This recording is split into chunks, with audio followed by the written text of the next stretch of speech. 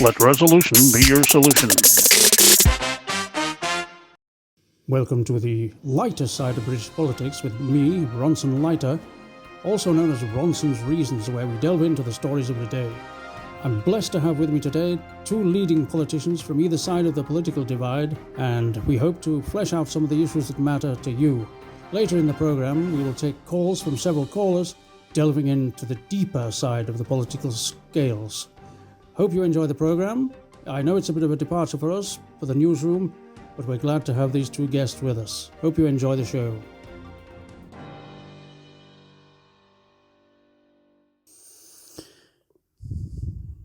Welcome to the huge discussion, the mass conversation. Today we have with us Mr. Ivan Blofeldt from one side of the British political divide, and his counterpart, Mr. Keith Starter. We aim today to discuss the deep issues and topical matters of the day with these two leading politicians. You make up your mind. This is Ronsen Leighter with a huge discussion.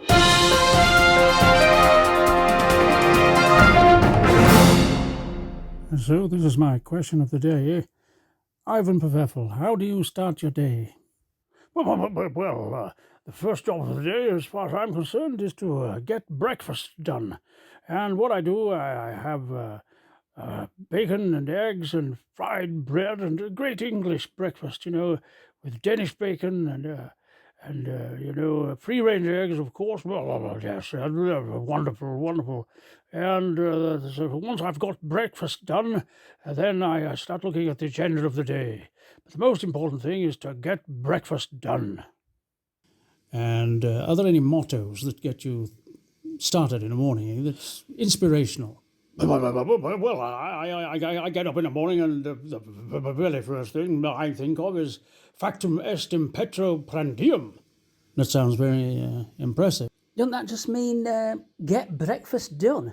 Well, I must say, judging by how well your suit fits you, or doesn't fit you, I should say, you are very concerned about certain meals of the day, maybe 3 or 4, a bit look of things. So do you have a motto? Well, after listening to this lot for so long, near enough 11 years, illegitimi non carborundum springs to mind. I couldn't help but notice on the map that your constituencies are less than 15 miles apart, or around about 15 miles apart. To both of you, what makes your constituencies so different that one has voted to, as their MP, a left-wing candidate and the other right-wing? First, I'll go to Ivan. Well, I think the reasoning is quite simple and straightforward, really. My part of my constituency is Ruislip. It's not spelled R-Y-E-S-L-I-P. It's more creatively spelled and it attracts a more discerning voter. It's R-U-S-L-I-P. So we would have to be a bit more intelligent and upmarket, or should forever be looking in a thesaurus to figure out how to spell your own constituency. And the very same question, of course, across to you, Sir Keith. Well, I think my area is very cosmopolitan. And the reason I think that is because our railway station, St Pancras, is right there. And it's linked both to the Channel Tunnel and the north of England. So it has that cosmopolitan air of sort of earthiness and grittiness about it. And that's why I think people vote for a left-wing candidate such as myself. So those are my left-wing credentials as far as I'm concerned. These days we're in a very fast-moving political arena, and there has just been a recent by-election. I just wonder, Ivan, can we come to you for your reaction to the by-election? Well, the most important thing, I would say, is we're winning, and winning is second nature to us, and so therefore we're winning, and therefore we're not losing, and so therefore we're very happy and successful at winning. And that seems to be very important because it keeps us in power. And what we intend to do is keep winning. And the more winning that we do, the more we can push forward our agenda of more winning, really. And I'm looking forward to that. Because there's nothing breeds winning like winning. And success is also important to allow you to keep winning. And Sir Keith, may we move across to you? What's your reaction?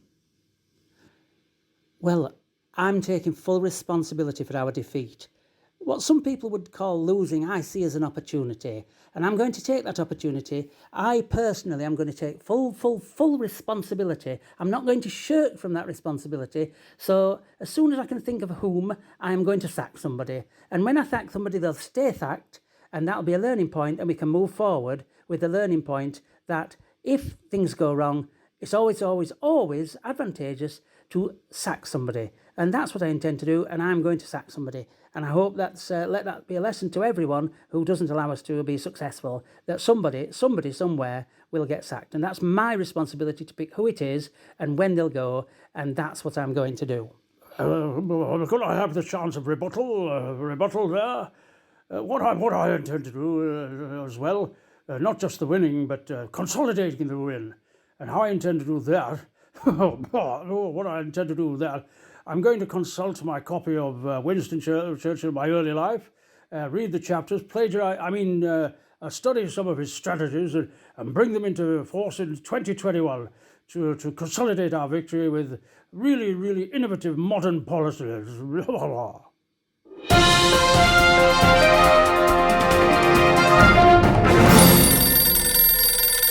And now we're at that juncture in the programme where we're going to take callers. I have no idea what the unscripted questions are that they're going to put forward. We have William from north of the border.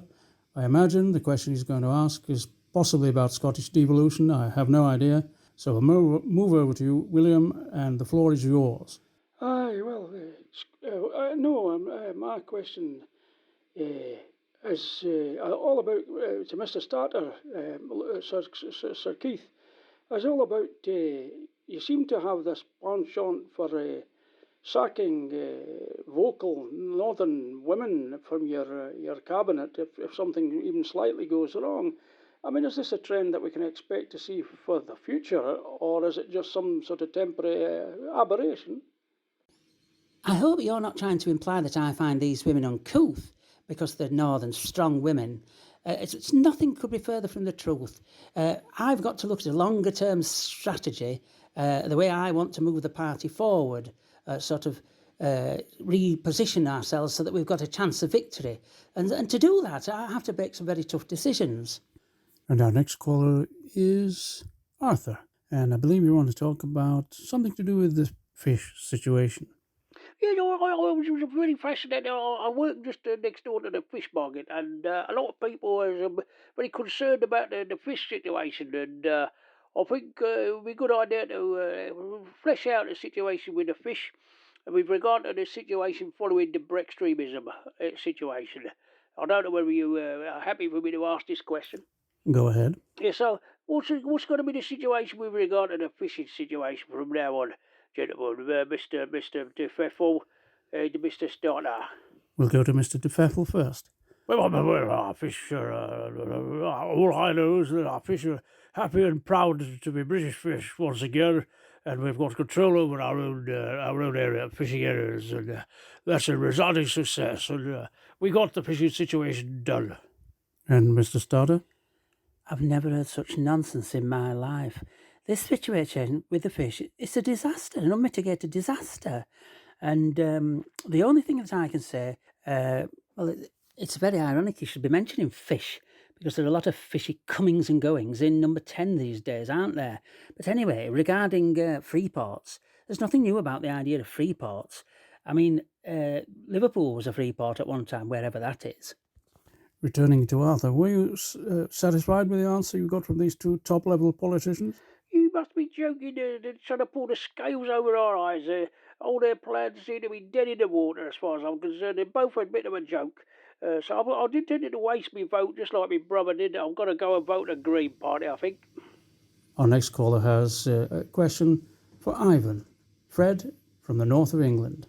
Oh, am I through? Brilliant. Now then, I understand, Ivan, you've just renovated your flat, and I think the key thing to notice is that your wallpaper is over £800 a roll. I mean, I could wallpaper a whole house with wallpaper for £800 worth of wallpaper. But other than that, is it not true that you bought fixtures and fittings that you can take with you when you move on, like an £8,000 sofa and a very expensive drinks trolley? So you're feathering your nest for the future, are you not?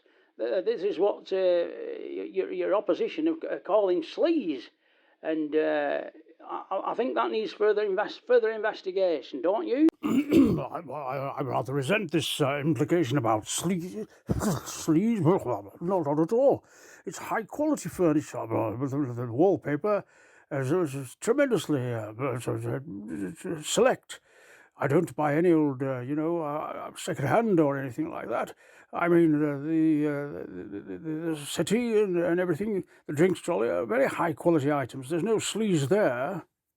And over to you, Mr. Starter. What's your view on the sleaze situation?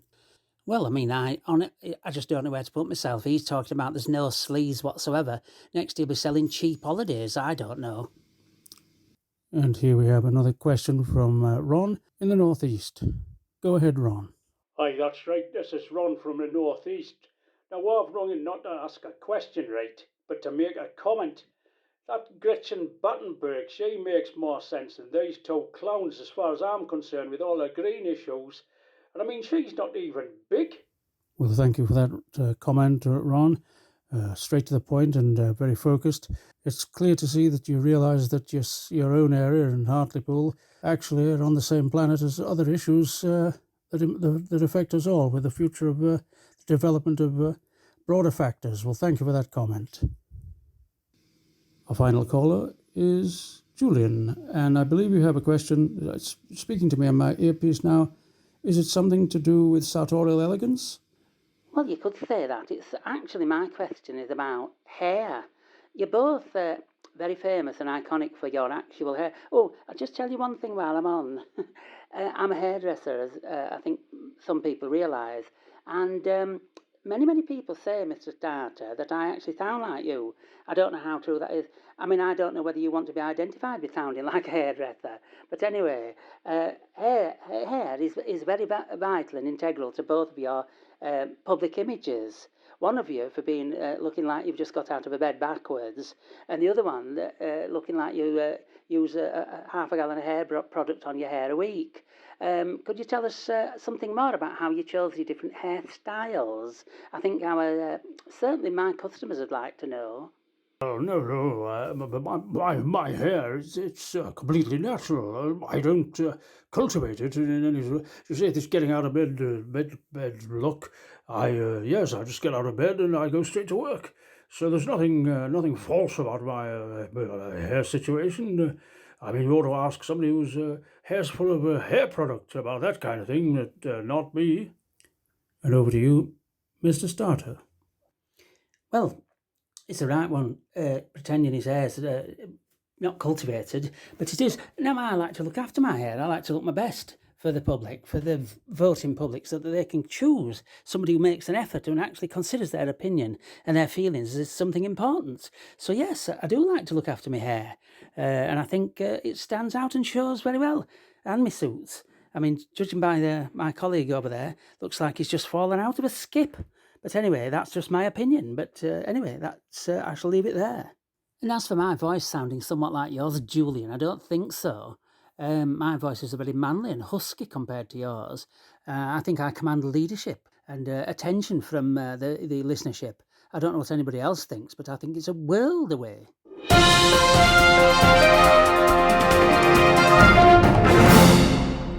This is Ronsen Leighter now, signing off. I think that's been a very productive discussion. I think we've all learned a lot. I thank my two guests for coming to the studio and sharing their time with us. I know they're very, very busy men. That's Mr. Keith Starter and Ian DeFeffel from opposite sides of the house. I think it's been a very constructive evening. I hope you've all enjoyed it. If you have, communicate with us in the usual manner via the website and the Facebook pages and so on. And next month, we'll try for something similar. And once again, thanks for tuning in. I've been Ronsen Leighter with the lighter side of British politics. Oh, I hope I didn't come across as too harsh during that, because obviously people need to know we need to work together to secure British politics for the future. No. all right. It's all for show. We all know that. Well, yes, I know, but, you've got to go for a bit of cut and thrust, haven't you? Because obviously the public expects us to fight each other. They expect us to see a fight. They don't expect us to actually have a fight. They all know that we're all in it together, running the country. It's a full-time job as long as we can keep the equilibrium as stable as we possibly can. Well, yeah, you're right, of course. What I'll do next time, I'll just put my claws in a tiny bit more.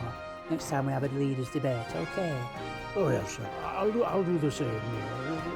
It'll all go down rather well. Yes, I think that went rather well. What about back to number 10 for drinks? We've got a very well stocked cabinet, That seems like a really good idea. Yes, I think I will. A nightcap, that'd be nice. I think it would. Well, yes, we've got a very well stocked drinks cabinet, far better stocked than your shadow cabinet. Oh, you are awful to me. But I will have a drink. If you like this channel, like and subscribe our page. Share it with your friends. If you understand the underlying message here, which is about entertainment and fun, Keep smiling. then continue to stay with us. I look forward to interacting with you in the future.